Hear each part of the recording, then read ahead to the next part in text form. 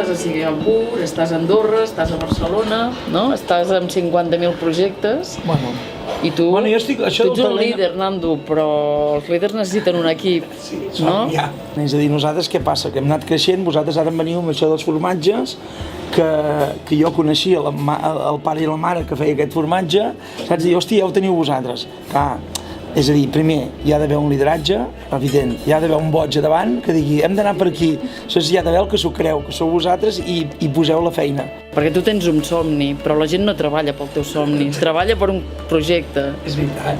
Perquè això passa perquè tothom té molt definides les seves funcions, entenc jo, tothom té molt clar quin és el seu, no? El seu paper dintre l'equip. Tothom sap què ha de fer dins a casa nostra. Tinc la sort que aquest equip, que el nucli dur de casa nostra, que jo penso que sí que hi ha molt talent amb tot el meu equip, doncs clar, aquesta gent em donen la vida. Ells diuen que venc moltes motos, que en sé de vendre motos. És a dir, podríem vendre, si us falta algú per vendre formatges, m'hi puc posar jo. T'apuntes. Exacte. Per què? Perquè poder un projecte me'l crec tant que el venc molt bé i que és el meu projecte i el meu somni, però és un projecte al final se'l fan ells, se'l fan d'ells. Gràcies a que tinc tot l'altre equip, que són els que tinc dins la cuina, els que ho venen, els camarers, els cuiners, doncs tant els que tinc aquí com els que tinc a l'hotel, com els que tinc a Andorra, els que tinc al menú, el Sona Diesel, doncs gràcies a tota aquesta gent això rutlla.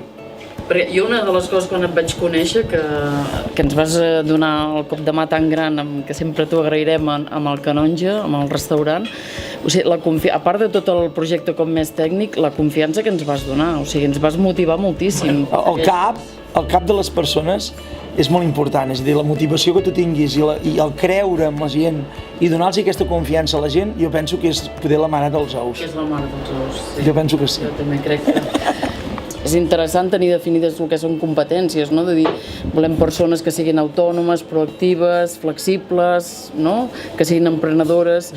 És a dir, vosaltres heu de treballar, primera ha de ser, sí o sí, ha de ser vocacional, tant el vostre com el nostre. És a dir, ha de treballar amb una part del cor i amb una part de sentiment. És a dir, no pots anar a treballar com si fessis taps, sense molt de respecte a la gent que fan els taps. Tu has complert 20 anys de treball de Can Jovany i tens quasi més de 12 persones que estan encara des de l'inici del projecte. Això és molt interessant perquè retenir el talent a vegades no és fàcil, no? Aquests puntals de casa nostra que quan arriben aquí sota, hòstia, ara què fem ara? Doncs clar, aquesta gent ens marxarien. Ara obrirem 2 restaurants més a Singapur. Doncs una cosa de créixer és perquè aquesta gent tenen ganes d'anar fora, aprendre anglès, moure's, bellugar-se, portar projectes, i per això ho faig. Com més sé de les coses, més sé que hi ha molt poca gent que crea alguna cosa al món. Ara, jo penso que s'ha de ser espavilat, crec més en parlar de ser espavilat, de ser llest, de ser viu, competències personals, de ser viu, de ser viu i de veure què fan els altres i sobretot tenir personalitat. És a dir, jo sí que trio el que es fa a casa meva. Tinc gent a l'equip que en saben molt més que jo de fer plats nous. Tu els hi fomentes que creguin, que tinguin idees. Tu què creus que més valoren els treballadors de Can Jovany? Jo crec que els faig ser molt partícips de quan les coses van bé, de quan les coses no van bé.